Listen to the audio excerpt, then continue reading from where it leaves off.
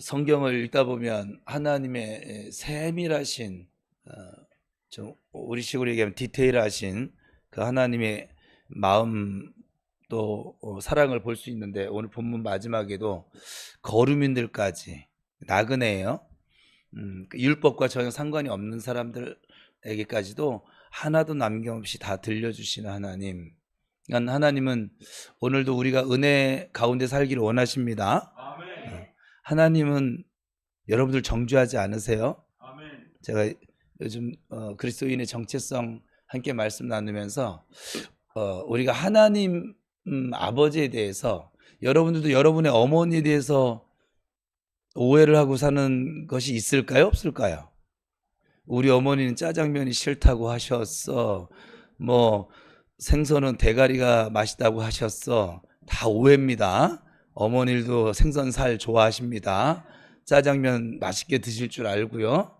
근데 자식들을 위하는 마음으로, 근데 우리 자식들은 부모가 말을 안 해주면 부모의 마음을 잘 모르다가 자기가 자녀를 키워보고, 그리고 그 자녀들을 대하는 자신의 마음을, 우리 엄마도 이랬을까? 저는 우리 아들들, 딸 키울 때는 저는 아들이라 그런지 그걸 잘 못 느꼈어요, 사실은. 근데 저에게는 아들이 이제 넷이나 있잖아요. 이제 새로 얻은 아들까지는 5이 있거든요, 현재 지금 공식적으로. 근데 이 예? 이 아들을 대하는 이 마음 가운데, 아버지가 예전에는 한동안 돌아가신 아버지가 정말 한동안 많이 생각났어요. 지금 몇 년 전 일이에요. 그냥 나도 모르게 아버지가 했던 말들이, 오늘도 밥 먹으면서 네 할아버지 같았으면 넌 죽었어, 뭐 이렇게 이런 얘기들이 자꾸 나오는데, 요즘은 좀 더 나가서 하나님이 이런 마음이셨겠구나, 나를 대하시는 마음이. 제가 요즘 은혜를 대하는 마음 가운데 제가 그냥 문득문득, 하나님이 나를 대하시는 이 마음이 이런 마음이셨구나, 그래서 내가 아직도 목사의 자리를 유지하며 살 수 있었구나, 좀 그런 생각이 막 들 때가 많아요. 오늘 본문도 보면 전혀 하나님과 무관한 거류민들, 또 하나님의 말뜻을 이해할 수 없는 아이들, 또 그 당시에 사람 취급 잘 못 받았던 우리 여성들, 이 연약한 사람들에게도 여호수아가 하나도, 모세를 통해서 들려준 하나님 말씀을 하나도 남김없이 다 들려줬대요. 그러니까 하나님은 우리 모든 사람들이 하나님의 은혜 가운데 살기를 원하십니다. 옆 사람 축복하겠습니다. 하나님이 당신을 정말 사랑하십니다. 시작.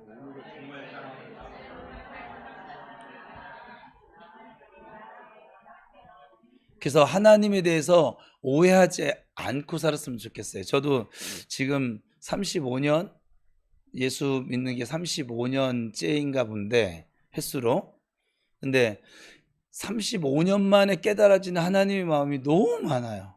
제가 요즘 올해 들어서는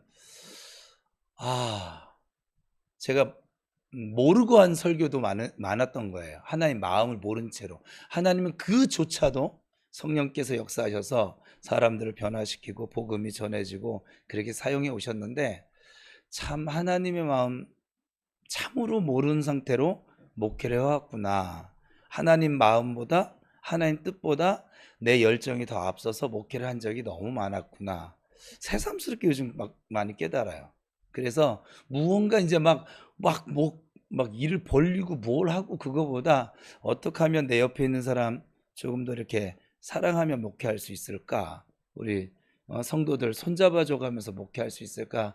그런 생각이 좀 더 많은 요즘이에요.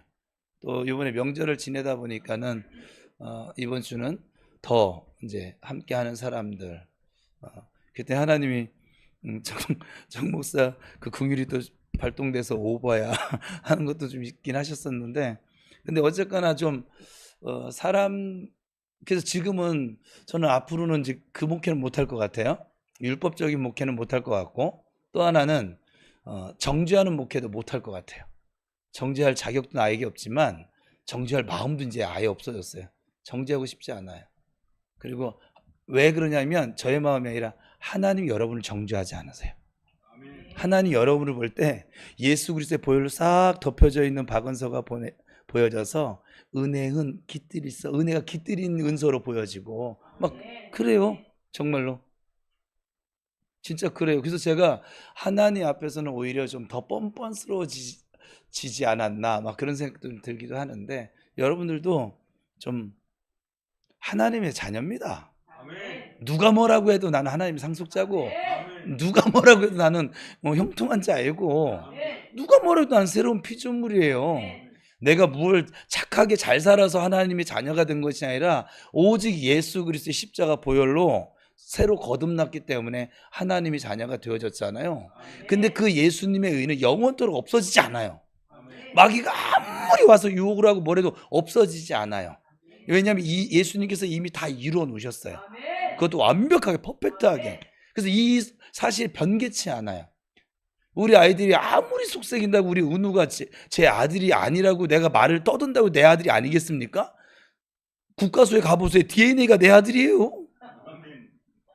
여러분들은 DNA가 하나님 아들이고 하나님의 딸이에요. 국가소에 한번 의뢰해 볼까요? 네.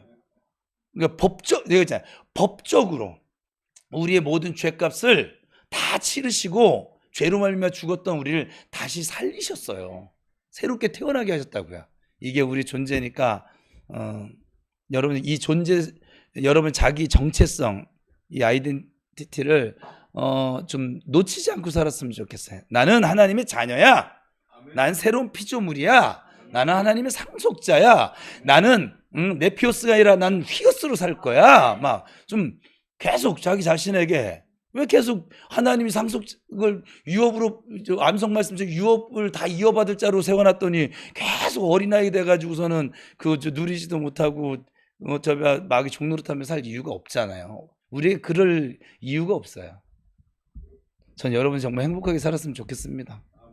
예수 믿는 게 즐거웠으면 좋겠고 교회 나오는 것이 감사했으면 좋겠고 그래서 주님과 함께 여러분 5일간의 직장의 삶에도 주님과 동행하는 기쁨이 있었으면 좋겠어요. 잘 안 돼도 상관없어요. 계속 이렇게 계속 넘어졌다 이랬다 하면서 반복되어지면 여러분이 하나님을 신뢰함이 더 커지겠지요. 그죠? 여러분 어렸을 때 엄마를 생각하는 그 신뢰하고 지금 이제 저처럼 자녀를 낳고 우리 어머니를 내가 신뢰하는 그 신뢰하고는 달라요. 그냥 어머니는 저한테 존경의 대상이고 치매기가 있으셔도 사랑의 대상이고 그냥 그 존재 자체를 그러세요. 그분이 지금 나한테 뭘 해주지 않아도 저는 그분을 존경합니다. 그분을 사랑합니다. 그리고 그분을 축복합니다. 이번에도 가서 축복해주고 왔습니다. 그러니까 꼭 그와 같은 거예요. 여러분과 하나님 사이의 이 거리가 점점 더 가까워지셔서 하나님께 있는 아버지 주머니 좀 열어주세요. 뭐 이러시던지 아버지 이 짐 좀 맡아주세요. 야 이미 맡고 있어. 뭐 이런 소리도 좀 한번 들어보시고 저한테는 그러시더라고요. 야 이미 맡고 있어. 아버지를 어떻게 소개해줘야 될까요? 정말 리얼리티 하신 하나님이신데 여러분 하나님은 정말 이 성경에 갇혀있지 않으세요. 갇혀있는 분이 아니세요. 여러분의 아버지로 지금도 여러분 그 아세요? 여러분 마음을 정말 속속들이 아세요. 제가 우리 사모가 깜짝깜짝 놀랄 거예요. 저 혼자 막 이렇게 아버지하고 막 서로 막 교제를 하다가 느닷없이 아버지 혼자 막 엉덩이 싸다가 근데 들어요. 그럼 아버지 정말 그냥 말씀하세요. 말씀하시는 걸 듣고 있으면은 근데 제가 생각으로 마음으로 고민하고 또 아버지께 내가 물었던 그것을 그대로 답해 주세요. 얼마나 신나는지 몰라요. 신나면서도 책임감은 더해지고 막 그렇긴 한데 아무튼 아버지가 먼데 계신 아버지 저 한량 같은 아버지 아니시고 자비로우시고 사랑 많으시고 그리고 여러분들을 끊임없이 안아주시고 끊임없이 기다려주시고 그 아버지 내가 저 발뒤꿈치만 닮아가도 내가 우리 아들들 다 기다려줄 수 있는데 요즘 발뒤꿈치 쫓아가려고 애를 쓰고 있습니다 지금. 자, 축구 경기 아시나요? 우리 여성분들은 모를 수 있긴 한데 이 축구 경기는 전반전, 후반전 각각 45분씩 국가대표 경기를 얘기할 때 프로 얘기할 때 한 경기가 그래서 90분입니다. 그런데 선수들이 이 90분 동안 쉬지 않고 연달아 뛰면 어떻게 될까요? 지친다고요? 지치는 거로 안 끝나겠죠. 심장이 터지고 말겠죠. 안 쉬고 한다고 하면. 그래서 중간에 하프타임이라고 하는 것을 둡니다. 한 10분 정도. 이 하프타임에 쉬면서 후반전을 준비하는 것이지요. 자, 오늘 본문 말씀은 여호수아서는 총 24장으로 되어져 있는데 한 12장부터 22장까지는 부동산 얘기예요. 그래서 우리가 뭐냐면 머지파가 어디 땅을 받고 뭐 이런 얘기인데 부동산 얘기를 싹 빼버리면은 여호수아서가 저에게는 한 14장, 13장 정도가 돼요. 그래서 실제로 통영에 있는 제자한테 우리 여기 수련회 오기 전에 내가 미션을 뭘 주냐면 너 여호수아서 읽고 올라와. 왜냐 수요 기도회부터 참여하라고 했으니까. 여호수아서를 읽고 와야지 이 수요 기도에 지금 이 영상을 볼런지 모르겠는데 보라고 하긴 했는데 어쨌거나 그래서 여호수아서를 20도 가라고 그랬어요. 근데 생각해보니까 24장이나 되잖아요. 그래서 중간에 며칠 있다가 부동산 얘기 빼버릴까? 그래서 다시 문자를 보내줬어요. 여호수아 1장에서 11장까지 읽고 23장과 24장 요렇게만 20번을 읽어. 그랬더니 저한테 단문자가 왔어요. 안 그래도 목사님 12장부터는 재미없는 부동산 얘기 나와서 나랑 똑같은 생각을 했어요. 부동산 얘기가 나와가지고 이거 읽어야 되나? 이랬다는 거예요. 그래서 안 읽어도 돼. 우선은 이번에는 그렇게 읽어. 그랬더니 이제 알았다고 하고 읽더라고요. 그러니까는 지금 오늘 본문의 이 사건은 뭐냐면 여호수아서 전체로 보면 꼭 하프타임에 해당된다고 볼 수 있어요. 요단을 건너서 가나안 땅에 들어갔고 여리고성의 대승리를 통해서 자만에 빠졌고 그 자만에 빠졌던 이스라엘 공동체가 그만 아이성 그 작은 성 전투에서 참담한 실패를 경험하게 되죠. 그 실패의 원인을 찾아보니까 이스라엘 역사에서 씻을 수 없는 아주 뼈아픈 아픔이 있었죠. 아간의 범죄로 그 흔적이 오늘까지 남아 있는데 그것이 바로 아골 골짜기, 찬송가 가사에도 등장하는 이 아골 골짜기의 돌무더기가 되어서 우리에게 지금 읽혀지고 있습니다. 이제 그 여리고성 전투, 아이성 전투 두 차례 격전을 치른 직후에 일어난 이야기가 오늘 이야기예요. 하나님은 어떤 의도를 가지고 이스라엘 백성들을 에발산 앞에 세우십니다. 하나님의 의도를 항상 발견하셔야 돼요. 오늘 본문 30절입니다. 같이 읽어봅시다. 시작.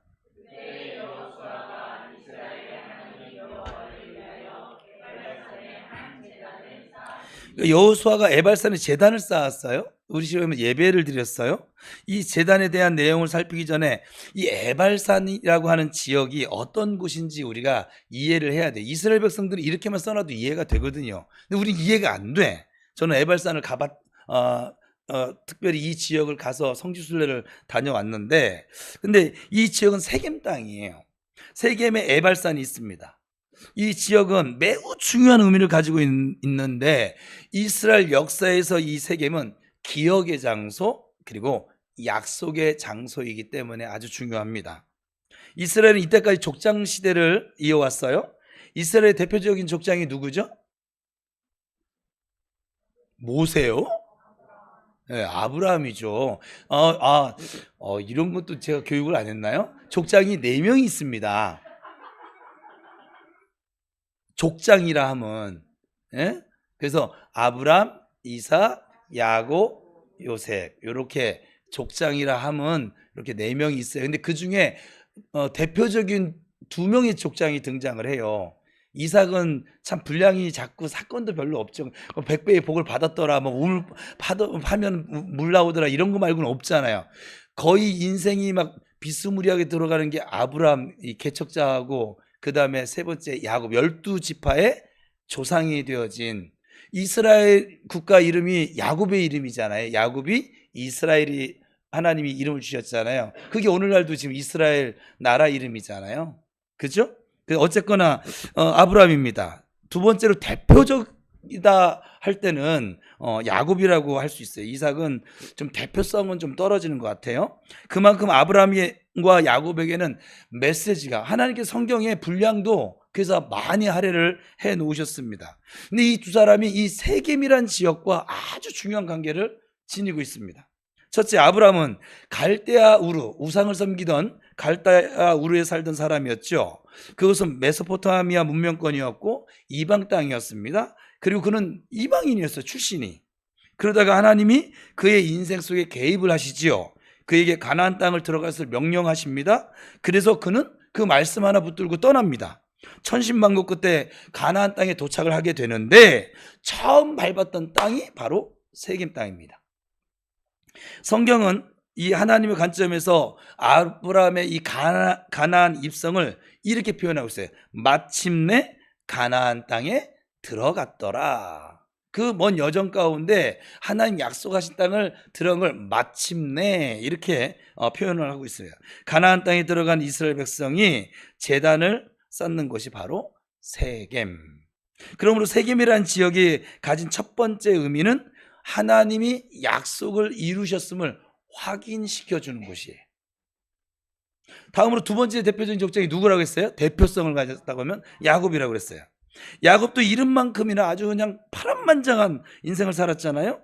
형의 분노를 사가지고 집을 떠나게 되죠. 도망가다가 야곱은 루스라고 하는 곳에서 돌베개 그 유명한 잠을 자게 되죠.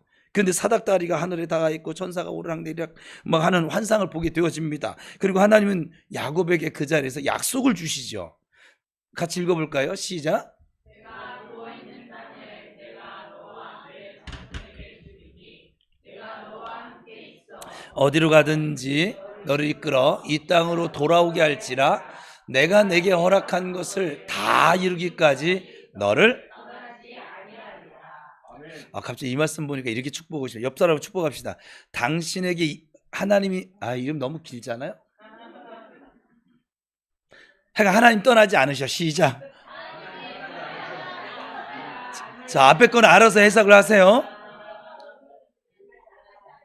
하나님이 저와 여러분에게 하나님이 약속하신 말씀을 다 이룰 때까지 우리를 결코 떠나지 않으세요. 여러분 그걸 꼭 기억하며 살았으면 좋겠어요. 어쨌거나 하나님은 돌아오게 하겠다고 약속하시면서 길을 다시 떠나게 만드십니다. 야곱은 외삼촌 우리가 아는 것은 라반의 집에 도착을 하죠. 근데 사실 사기 실력으로 얘기하면 야곱은 정말 A급입니다. 그죠?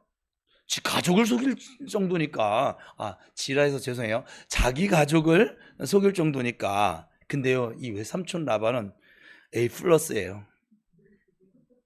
어떤 경우에는 하나님께서 정말 우리의 못된 버르장머리를 고치시기 위해서 더 센 사람에게 우리를 붙여놓으실 때도 있으세요. 그래서 야곱이 20년을 라반에게 속아서 살다가 20년 만에 아내 넷과 함께 다시 돌아옵니다. 그런데 그가 돌아와서 처음에 도착을 해서 제단을 쌓은 곳이 어디냐? 세겜입니다. 이것은 아주 중요한 것을 의미하고 있는 것이죠. 같이 읽어보시죠. 시작. 세겜은 적어도 이스라엘 족장 사이에서 하나님의 약속이 성취되었음을 확인하는 땅. 그러니까 언제나 이 세겜은 하나님의 약속이 성취되어지는 땅이에요. 그래서 거기서 돌아온 족장들이 제단을 쌓은 곳이 바로 세겜입니다. 여러분의 세겜이 있기를 축복합니다. 이제 두 번의 전쟁을 치른 이스라엘 백성들을 하나님께서 세겜 땅에 세워놓습니다.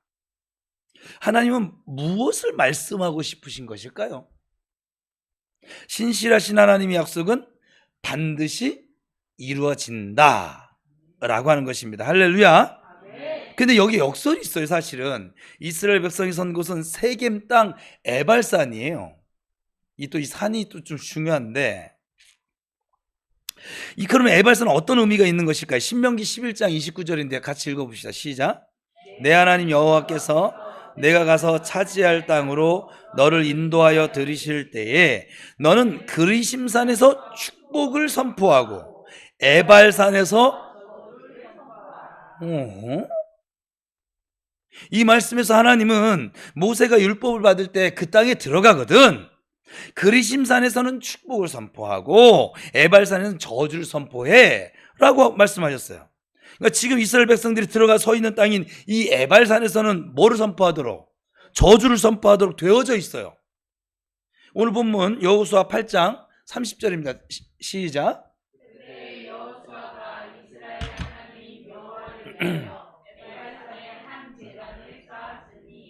여기 아주 중요한 메시지가 담겨져 있는 거예요. 하나님은 세겜 땅을 통해서 이곳까지 인도하신 분은 바로 여호와 하나님 자신이심을 확인시켜 주셨습니다. 근데 이 백성을 에발산에 세우셨는데 그 산은 축복을 선포하는 땅이 아니고 그리심산이 아니고 저주를 선포하는 산이에요. 그러면 하나님이 여기에 그들 데려다 놓고 뭐 지금 죽이시겠다는 얘기예요? 저주를 퍼부으시겠다는 얘기예요? 여기 에발산에서 하나님께서 우리에게 말씀하시고자 하는 것, 이런 것이죠. 같이 읽어봅시다. 시작. 이 백성들을 부르시고 택하셔서 가나안 땅까지 인도하셨는데 이것은 백성들이 순종을 잘해서라든가 그들 스스로가 열심히 노력해서가, 제가 지금 여리고를 돌고 있잖아요. 우리 가나안 땅에 들어왔잖아요. 저는 지금 굉장히 힘은 들지만 힘을 든 거는 제 여리고를 해결하냐고 힘든 것이고 기대치가요. 제가 목회하면서 이렇게 기대치가, 오늘 장정수 목사님 꿈을 꿨대요. 뭐 약간 뭐 사모님이 뭐 아파가지고 뭐 목사님 뭐를 했다는데 아까 제대로 잘 못 들었는데, 근데 어쨌거나 막 교회가 막 그러고 났더니 막 사람들이 막 몰려와가지고, 맞아요? 네, 사람들이 막 몰려와가지고 우리 교회에 막 약간 자기들 일 아니라고 뭐 약간 뭐 그러긴 하는데, 예. 교회가 엄청나게 부흥을 한다는 거예요. 전리품들이 그냥 막 쏟아져 온다는 거죠. 뭐 그걸 우리가 순종을 잘해서요? 우리가 열심히 노력을 해서요? 아니라는 거예요. 애굽을 탈출해서 가나안 땅에 들어오기까지 40년 동안 이 광야 생활을 하면서도 그들은 죽어 마땅한 죄만 지었어요, 사실은. 그럼에도 불구하고 하나님 조상 때부터 약속하신 그 약속 하나 때문에, 신실하신 하나님, 약속을 잊어버리지 아니하고 약속을 다 이루시기까지 우리를 결코 떠나지 아니하시는 그 하나님의 자비 때문에 가나안 땅에 들어가게 하십니다.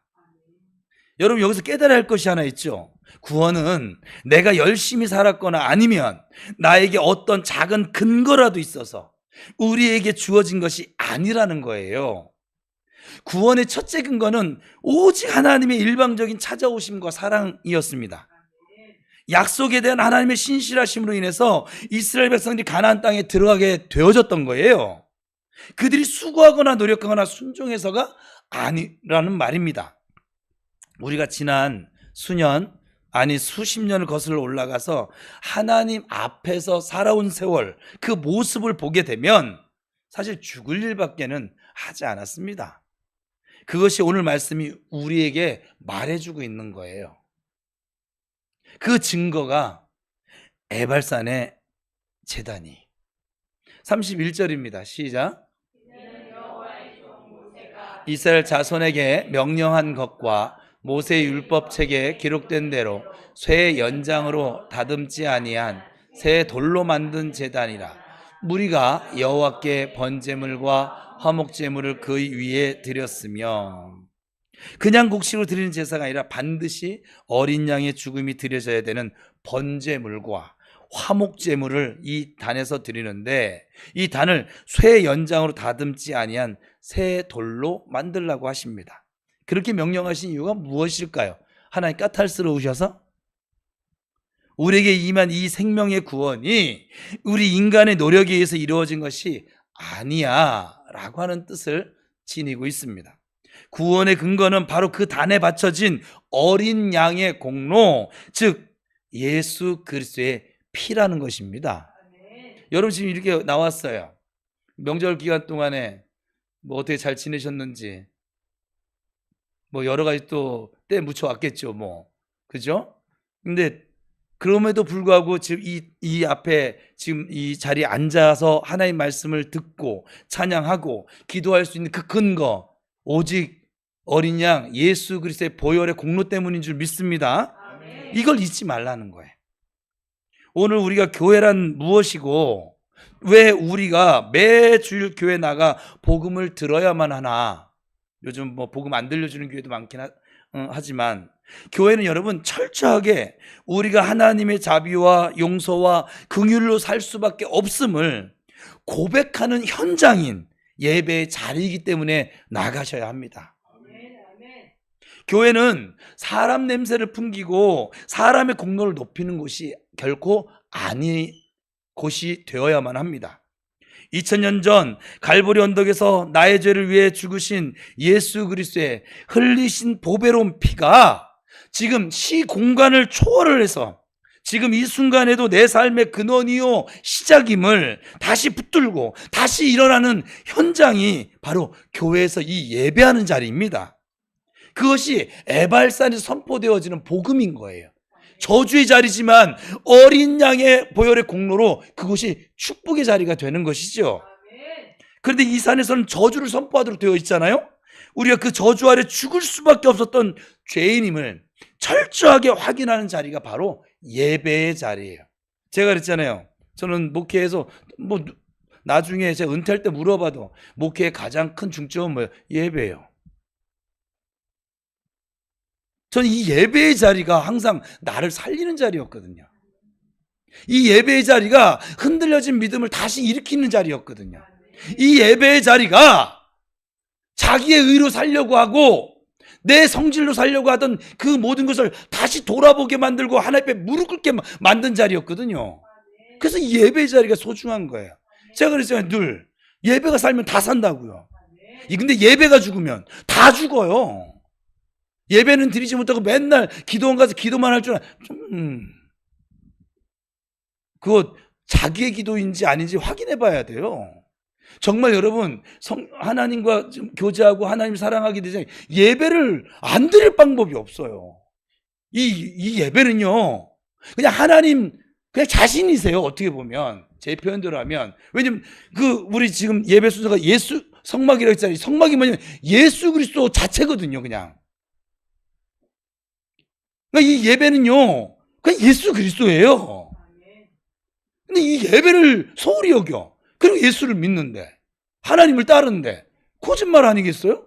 그러니까 밖에 나가서 예배 시간에는 그래도 뭐 이렇게 거룩한 척 하지만 밖에 나가면 맨날 조 터지고 조 터지 죄송해요. 좋은 말 쓰기로 했는데 새해부터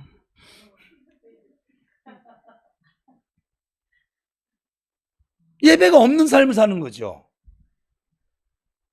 예수 그리스도가 없는 삶을 사는 거죠. 다 내 생각으로, 내 마음으로, 내 고집으로, 내 지식으로, 내 경험으로만 하는 거 아니에요. 직장 가면 왜 예수님 거기는 안 계세요? 거기 가면 예수님 저스트 모먼 저기 가 계세요. 이거는 예수님 모르시잖아요. 그래야만 할까요?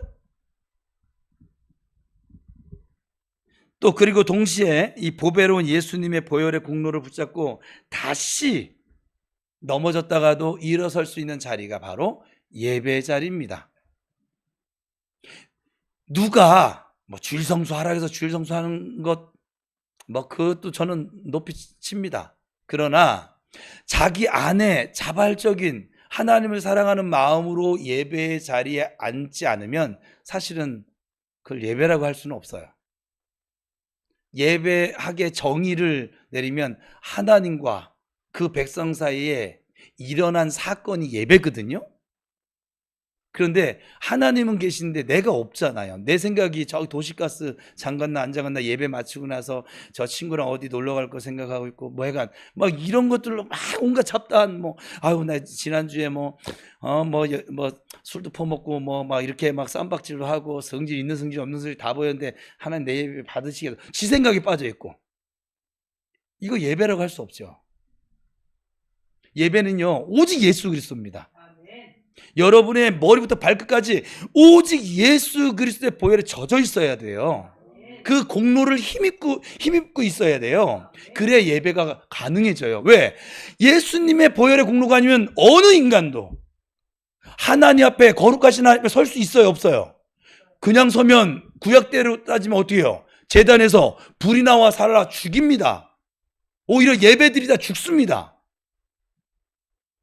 근데 우리 한국 교인들은 얼마나 뛰어난지 아무도 못하는 이 일을 해냅니다. 저는 그게 너무 신기한데 아주 해냅니다. 이에 로마서에선 다음과 같이 말을 하죠. 로마서 7장 21절에서 23절입니다. 시작.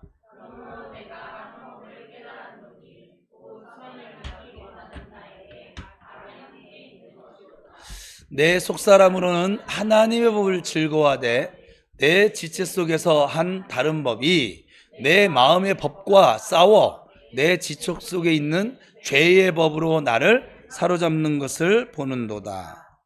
이것이 늘 바울 속에, 복음의 사람이었던 바울 속에 있었던 절망이었어요. 그리고 오늘 우리 속에 있는 절망이기도 합니다. 이어서 24절입니다. 시작.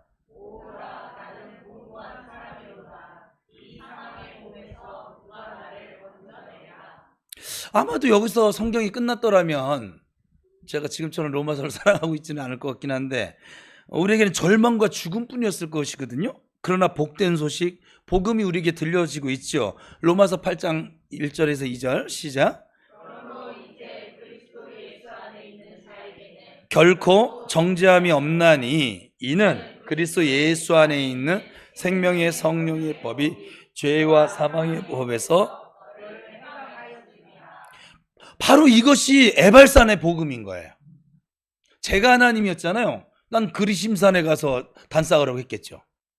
근데 하나님은 더 나아가서 그 저주의 자리에서도 어린 양 예수 그리스도의 보혈의 공로를 의지하고 나가면 그곳이 예배의 자리가 되어지고 축복의 자리가 되어지고 은혜의 자리가 되어지고 일어서는 자리가 될 수 있어. 오늘도 우리는 얼룩진 영혼과 눈물 또 절망을 끌어안고 하나님 앞에 나아가 또 용서를 받아야 할지도 모르겠어요. 그러나 우리의 죄를 멀리 던져버리시고 우리에게 죄 없어 너는 선포하시는 이 속죄 어린 양의 피가 우리에게 지금 덮여져 있기에 우리는 담대하게 예배의 자리에 나아갈 수가 있는 것입니다. 우리는 날마다 삶의 현장에서 이 어린 양, 즉 예수의 피가 필요합니다. 끊임없이 우리 속에서 더러운 것들이 자꾸 솟아 올라오기 때문에 그래요. 다시 본문으로 돌아가서 여호수아 8장 34절 시작.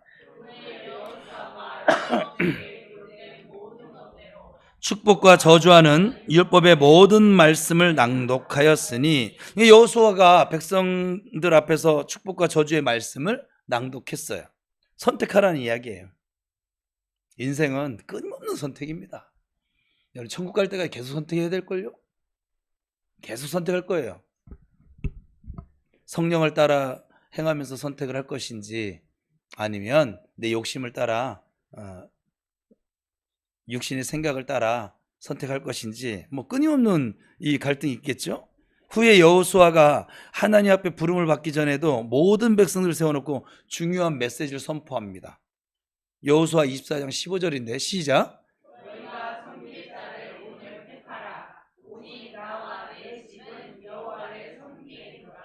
근데 제가 여호수아서를 이렇게 다독하면서 이게 선택하라는 말이에요? 여기에 복도 있고 저주도 있으니까 네가 알아서 선택해, 이런 얘기일까요? 축복과 저주를 동시에 말씀하지만 이것이 선택하라는 이야기가 아님을 우리가 상식적으로 알 수 있습니다. 오늘 본문 33절입니다. 시작.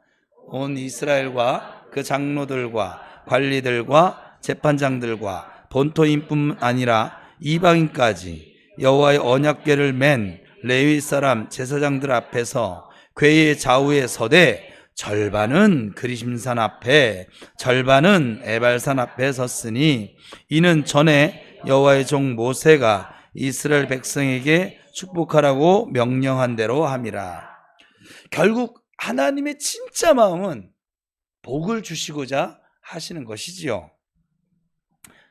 하나님 여러분이 복 있는 인생 살기를 원하십니다. 복 있는 사람으로 성도로 살아가시길 축복합니다. 이미 여러분의 주어진 복을 좀 풀어놓아 다니게 하세요. 그래서 좀 남에게 주고 베풀고 나누어 주고, 복을 유업으로 이어받은 거 또 흘려 보내주고, 하나님의 파이프가 돼서 대행자가 되어져서 좀 그랬으면 좋겠어요. 근데 하나님이 이 완악한 백성들을 하도 많이 겪으시다 보니까 복과 저주를 같이 두시고 이것을 선택하라고 말씀하시는 것처럼 여겨졌다는 것이지요. 이것이 신명기 여호수아서 내내 저주와 복을 함께 기록해 두신 하나님의 이유입니다. 그런데 이것은 선택하라는 말이 아니에요. 사실 우리에게는 선택권이 없어요. 이에 우리는 저주가 하나님의 진짜 마음이 아닌 것을 이미 알아버렸거든요. 그러면 복이 하나님의 궁극적인 목적일까요? 우리가 말 잘 들으면 복을 주시고, 말 잘 안 듣고 뺀질거리면 하나님이 가끔 막 손대시고, 이 기독교를 이렇게 잘못, 기독교라고 하는 게 하나님을 이렇게 잘못 알고 계신 분들이 많아요. 이게 사실이라고 하면 기독교는 철저하게 율법의 종교가 될 수밖에 없는 것이지요. 하나님의 자비와 은혜가 설 자리를 잃게 되고 말 것입니다. 그럼 복을 주시는 것이 하나님의 궁극적인 목적일까요? 그것도 아니에요. 쉽게 예를 들어 줄게요. 제 아들이 지금 막내는 얘기하기 싫고 제 아들이, 막내가 아닌 아들인 거예요. 핸드폰을 사달라고 한 적이 있었어요. 사실 좀 들들들 막 지혜비를 막 볶았다 하는 표현이 더 맞을 것 같아요, 제 기억에. 그래서 제가 할 수 없이 말을 했습니다. 땡땡아, 너 이번에 말 잘 들으면, 그래도 저 아이도 자기 뭐 프라이버시가 있는데, 땡땡아, 너 이번에 아빠 말 잘 들으면 그래, 아빠가 핸드폰 사줄게. 그러면 제가 핸드폰을 제 아들에게 사주는 것이 저의 궁극적인 목적일까요? 철이 덜 든 자식들은 그것을 받아들고 막 복 받았다라고 하겠지요. 말을 잘 들었더니 막 복이 임했다고 우리 신앙적으로 표현하면 말을 할 것입니다. 부모가 자녀에게 정말 바라는 건 무엇이었을까요? 좀 생각이 커지고, 또 저의 표현으로 사람다워지고, 궁극적으로는 부모님의 마음, 좀 더 나아가서는 여호와 하나님의 마음을 좀 이해해서 바른 인간으로 자라나는 것, 저는 그 마음인 거예요. 아이들을 내가 야단을 쳐도 지금도 마찬가지인데, 그렇지 않으면 야단 칠 이유도 없고, 뭐 굳이 뭐 또 내 지갑 열어가면서 뭐 사줄 필요도 없어. 네가 돈 벌어서 네가 알아서 해. 용돈 받은 거 절약해서 사든지 말든지 뭐. 근데 말 징그럽게 안 듣는 거 속 썩다가도 또 이렇게 뭐 하나 딱 하면은 그러게. 그리고 요즘은 또 하나님 명령까지 내리셔서 축복해 주라고 해서, 그래서 뭐 되도 않는 자전거를 타주기도 하고, 뭐 아주 그냥 머리 아파요 지금. 근데 그렇게 해주는 것이죠. 핸드폰은 철이 아직 안 든 아들 수준에서는 복이겠죠. 그 자체가 아직 신앙이 성숙하지 않을 때는 그렇게 가르칠 수밖에 없는 거예요. 교육이. 하나님이 우리에게 왜 그렇게 해주시냐면 우리에게 맞게 교육을 하고 계신 거예요. 하나님의 사랑을 한 번에 저 은열이만한 우리에게 저기 막 은하만한 그 표현으로 막 얘기해줘야 알지도 못하고, 그래서 하나하나 반복해서 계속 은서야 내가 너 사랑해, 응? 은우야 내가 너 사랑해, 은수 다 은씨네 그러고 보았더니, 은수가 내가 너 사랑해, 계속 말씀해 주시는 거야, 끊임없이. 왜? 한 번 말해서 못 알아먹거든요. 그런데 끝까지 그렇게 알다가 죽으면 예수 믿고 산다는 것이 얼마나 허망할까 여러분, 하나님의 사랑 그게 아니라니까요. 하나님은 여러분 한번 생각해 보세요. 여러분 무엇을 잘해서 하나님 여러분을 사랑하는 게 아니라고요. 여러분들이 예뻐서 여러분을 사랑하는 게 아니에요. 여러분들이 봉사를 많이 해서 여러분을 사랑하고 복 주시는 하나님이 아니라고요. 그냥 여러분 존재 자체가 하나님께 사랑이라고요. 하나님은 지금 저와 여러분을 막 복을 못 줘서 막 안달나신 분이세요. 어떻게 보면 하나님은 잠시 잠깐도 나도 나를 못 돌아보는데, 나도 나를 돌아보지 못한 나를 살피시고 내 머리털까지 세시면서 졸지도 주무시지도 아니하시면서 나를 사랑하고 계시다고요. 내가 잘하면은 복을 받고 사랑을 받고, 내가 잘 못하면은 저주를 받고 야단을 맞아요. 그러면 여러분 여기 없잖아 지금. 갑자기 유혹이 왔어.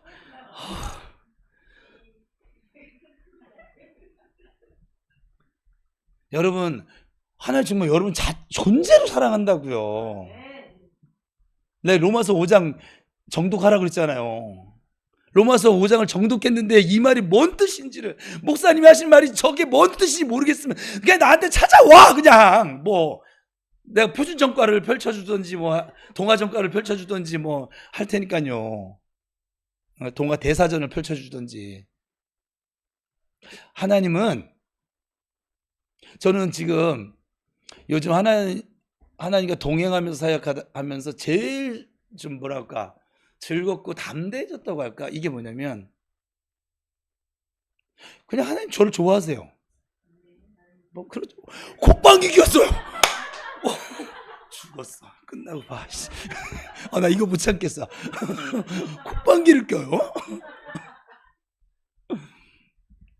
하나님이 저를 좋아하세요. 하나님이 목사라서 좋아하는 게 아니에요. 하나님이 지금 무언가 사역을 해서 좋아하는 게 아니더라고요. 그냥 하나님이 저를 좋아하세요. 지금 예수 믿지 않고 있는 사람들, 저 사람들 예배 시간에 왔는데 하나님의 마음 모르는 우리 저 성도들, 하나님 얼마나 짝사랑하고 계신 줄 아세요? 제가 이제는 하나님 짝사랑하는 모습이 보여져서 예배 시간에 예배를 못 드리는 성도들을 보면 좀 뭐랄까 불쌍한 것도 아니에요. 이제 안타까운 거예요. 어떻게 내가 중매인 역할을 해주지? 어떻게 내가 오작교 역할을 해줄까? 막 이 고민밖에 이제 없어요. 고민이라는 게. 하나님 정말 여러분 정말 사랑하세요. 나 박은숙이야 해도 사랑하세요. 응? 하나님 미워요. 나 삐졌어요.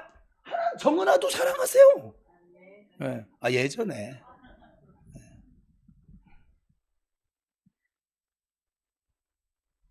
여러분이 하나님과 원수처럼 그 행동할 때도 하나님은 결코 여러분을 떠난 적이 없으시대요. 제가 우리 교회 이름을 우리 교회로 지었잖아요.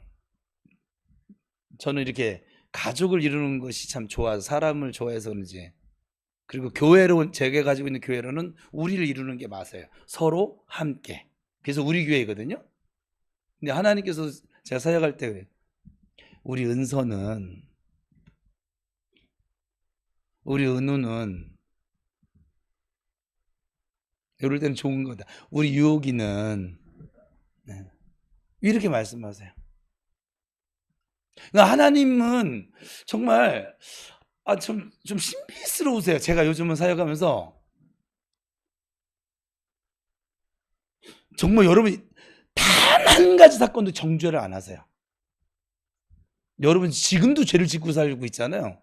근데 하나님은 꼭 그러면서 우리 어머니 같으세요. 저희 어머니가요, 제가 속썩인 적이 시절이 좀 있었었는데, 아주 잠깐도 아니고 좀 있었는데, 신기하게요. 지금 치매 증상이 오기도 전에도, 그전에도, 이 막내 아들 얘기를 하면 다른 데 가서 우리 목사님들이, 다른 동료 목사님들이 막 질투할 정도였거든요. 그래서 저희 어머니한테 막 꼬십니다. 막 제 그 무언가 치부를 꺼내기 위해서 막. 근데 저희 어머니가 아무리 그래도 제가 잘한 것만 얘기하세요. 제가 착한 것만 얘기하시고, 약간 참 우리 어머니 머릿속을 제가 한번 들어갔다 나와보고 싶다 막 할 정도로, 저 스스로도 아는데 이게 잠깐 뭐 사춘기 그게 아니라 그래도 한 몇 년을 막 그랬는데, 그리고 굵직굵직한 사건이 많았거든요 지금. 근데도 항상 우리 아들 태호는 착하고, 약간 뭐 잘하고, 약간 그런 것만 얘기하세요. 그래서 제가 아들인 제 입장에서 볼 때도 신기했거든요. 근데 우리 하나님은 우리 어머니보다 더 하시네. 우리 하나님은 정명국 간사님 얼마나 사랑하는지 몰라요. 지 이름 나와야 아멘 하는 거예요. 아까 정 목사님을 좋아하세요. 아멘 안 하거든.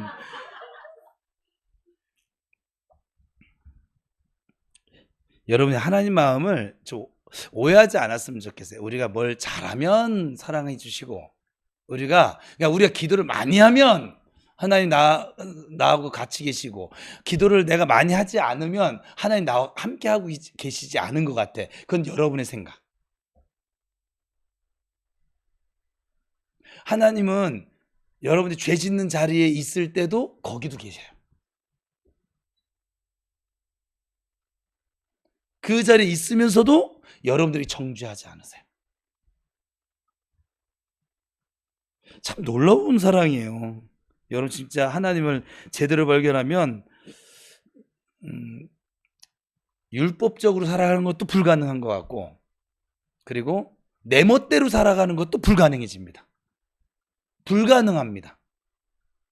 이 사랑이 느껴지면 어떻게 더 설명해 줘야 되는지 저도 잘 모르겠네요. 어쨌거나 자, 저주도 물론 하나님이 진짜 마음은 아니세요. 그렇지만 복도 궁극적인 하나님의 목적은 아니에요.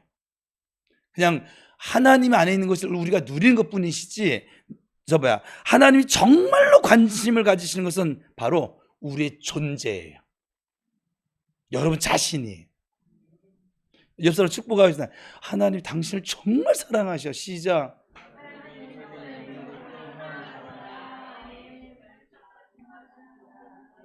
다시 한번 축복합시다.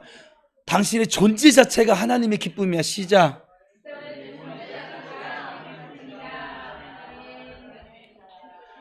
여러분 신앙생활 하면서 좀 관심과 초점을 좀 수준을 좀 높여줘 보세요. 좀 맨날 뭐 이거 잘하면 복 받고 요거 못하면은 야단 맞고, 좀 이 수준 좀, 그게 네피오스 수준이거든요. 휘오스는 그렇지 않아요. 그래서 하나님 마음을 알아가는 좀 저와 여러분 될 수 있기를 축복합니다. 그러면 거룩해집니다. 생각을 여러분 좀 높은 데 두세요. 이것이 에발산에서, 이 저주의 산에서 울려 퍼지는 복음이에요. 모든 것이 어린 양 예수 그리스도의 피로부터 시작되었음을 기억하시길 바랍니다. 그리고 하나님께서 우리를 어떻게 훈련시켜 세우시길 원하시는지 깨닫는, 이왕이면 하나님 이렇게 우리 사랑하시는데 좀 철든 휘어스로 살아가시기를 예수 그리스도의 이름으로 축복합니다. 기도하겠습니다.